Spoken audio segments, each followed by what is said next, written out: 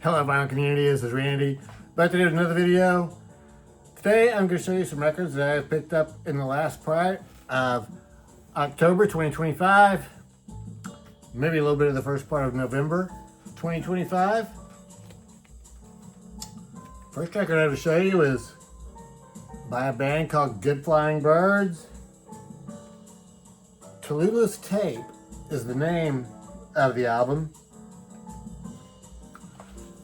Took me a little while to figure out what this cover is. This is like, I think what this is like a cassette tape J card. If you had a J card, you know, you'd have like the front of your cassette there, and then this would be the spine, and then this would be on the folded in part of the J card at the bottom. Rotten Apple Records. So this record was released in January of 2024. Maybe it was January of 2025, I can't remember now, on cassette by this band called Good Flying Birds. So that cassette they had recorded, I guess, sort of like as a demo. There were only 3 members, but now there are 5 members of the band. So this band is from, they are from Indianapolis, I think, is what it said. And here's what they look like.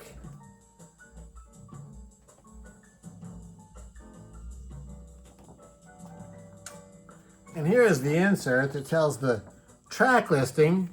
And it's just a little bit confusing. I just can't quite tell what was on that tape. And I mean, I think this all was on that tape. But then evidently parts of it were, it says an August 2024 demo down here, so parts of it must have been on a demo. And then there was another compilation that some of these songs were on, so it's a little bit confusing. But this is what's on the record. So you can see the 5 members of the band there in that bottom picture. And there's another picture of the band here. You can only see 4 of them here. There's like a guitar player back there, I think it's a singer. I think it's a bass player and guitar player here. I guess the drummer would be back behind there. It's got the same track listing.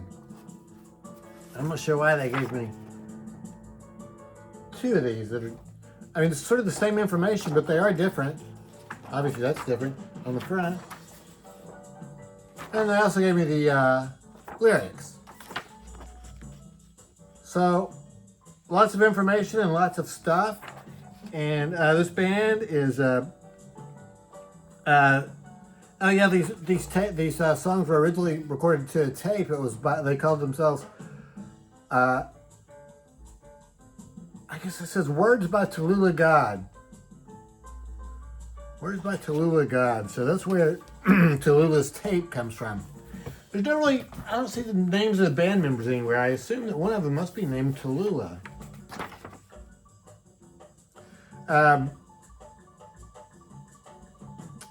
Yeah, it's all just a little bit confusing, but it sounds like jangly rock, jangly indie rock, or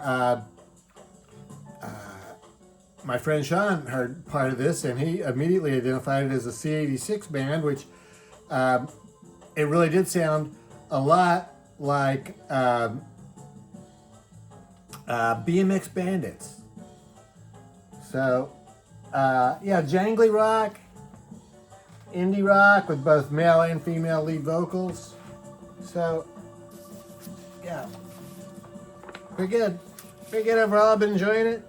I listened to it quite a bit, actually, and comes on this cool Fool's Gold vinyl. So this just came out in October on this record. I guess it had been out on the cassette before. And now the record is out. So I got this record by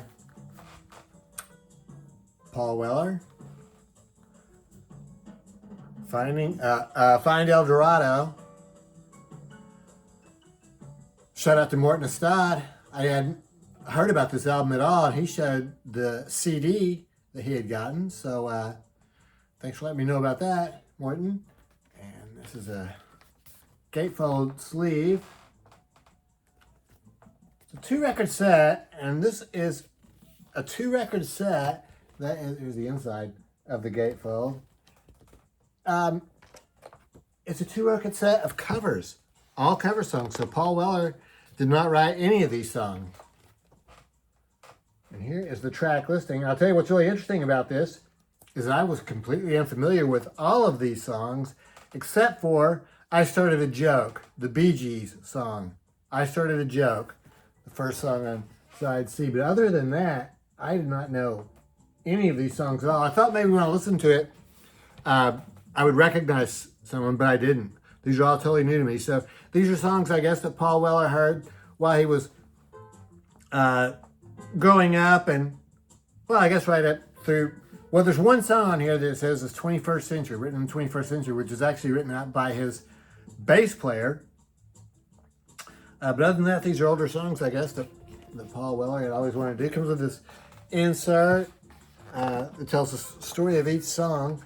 The only thing I kind of don't like about it is that it has a track listing here, but nowhere else on here does it tell me who wrote the songs, except by reading all this text, which, you know, the information's there. It's a really cool gatefold. Paul Weller, enjoying autumn, looks like. Maybe that's more like winter. And so here's the rest of the text. Here it tells who played on everything. So on the title cut, I would say El Dorado, but the way he sings is El Dorado.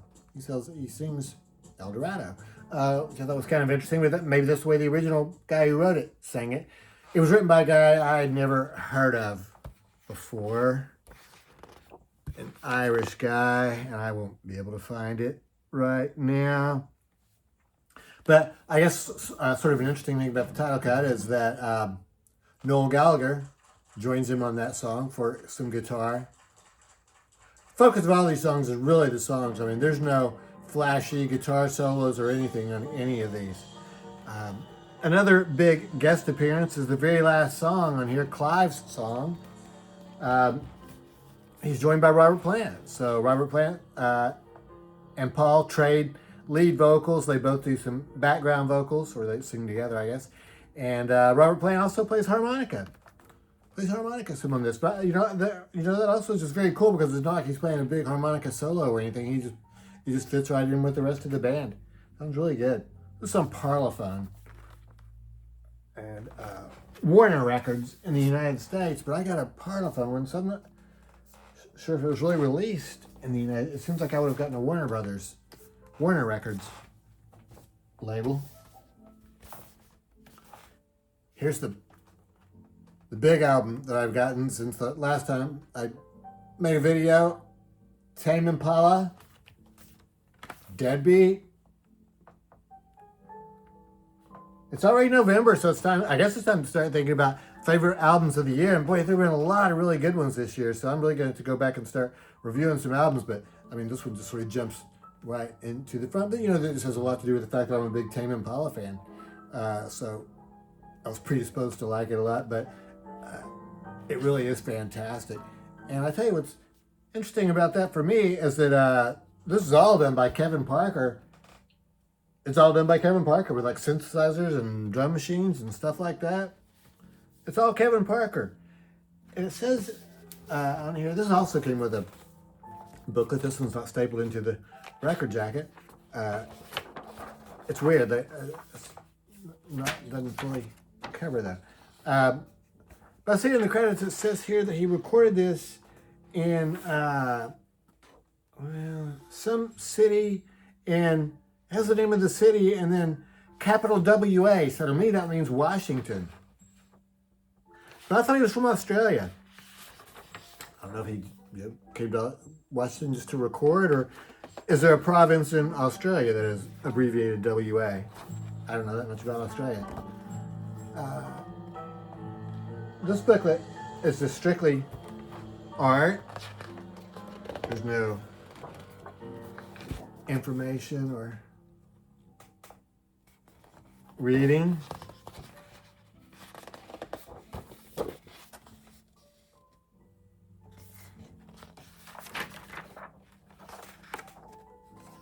So yeah, Deadbeat. Oh, I'll tell you what's interesting about this for me though is this. So he recorded it all himself, and it's all synthesizer and stuff. Normally I like, you know, 2 guitars, bass, and drums. They have a keyboard that can be good too, but you know, I like guitar-oriented bands, and you know, I think there probably is some guitar buried in here somewhere. I'm sure he must use the guitar a little bit, but it's mostly all. It sounds like all synthesizers and keyboards and drum machines and stuff like that, but. Really sounds fantastic. I am a big Tame Impala fan, so I would say that if you've heard their previous albums and liked them, you would probably like this one. And yeah, I'm not really sure how I would describe it besides that. It's just really sort of mellow and slow songs with synthesizer backing. This is on, I think it's a custom label that, oh yeah, Columbia Records. Interesting pictures here on the inner sleeves. This one has a wrecked car. I don't know if that means something. I got a Tone Poet, Blue Note Tone Poet, Fly to Jordan by Duke Jordan. Duke Jordan is a piano player. This record was recorded in 1961.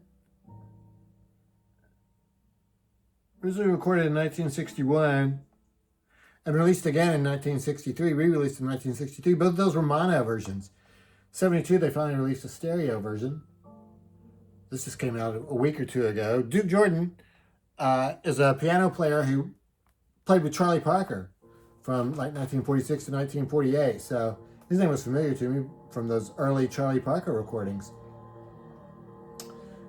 So he would be like an early bop pianist. It tells about him here. It tells us that he was influenced a lot by Bud Powell.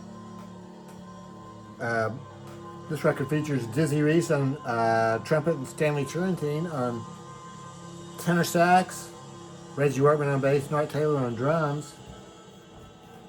Gatefold sleeve. Unfortunately, this one came with a tear.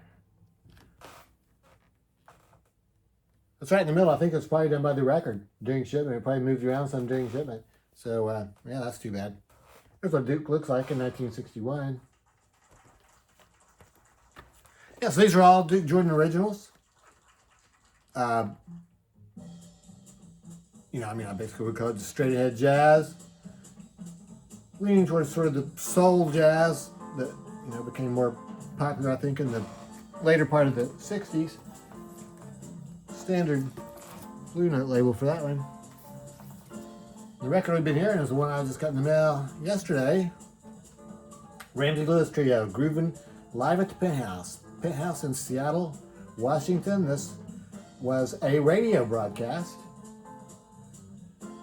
Side 1 is from October 10th of 1962. Side 2 is from October 17th, a week later, 1962. 5 songs on here. I think what we're hearing right now is Little Liza Jane. Last song on side 1. There's 2 songs on side 2. Softly as in a Morning Sunrise, fantastic jazz standard. And it ain't necessarily so. So yeah, this is a trio, just Ramsey Lewis with a bass player and drummer. This is a couple years before the In Crowd. So the In Crowd, I think, made him a household word pretty much. I don't think he was well known at this point though. He was still very young. They'd been playing together as a band for 5 or 6 years at this point. They started out really young together. I guess they got along together really well. And but the Penthouse had just opened about 6 months before. And I guess they broadcast a lot of their performances from there. Groovin live at the Penthouse. And also got this cool picture of the band, and this is signed down here. It's really hard to read, but it is signed down here by the members of the band. Evidently, the owner of the club had him over to his house for something, for a spaghetti dinner or an Italian dinner, anyway. So, yeah, awesome. So that's it, Ramsey Lewis Trio. Groovin live at the Penthouse. That's it. Those are the records I picked up in the first part of, well, the last part of October of 2025. Mostly the last part of October. A little bit of the first week of November of 2025. So that's it. Hope everybody's doing well. Thanks a lot for watching. Hope you have a great day.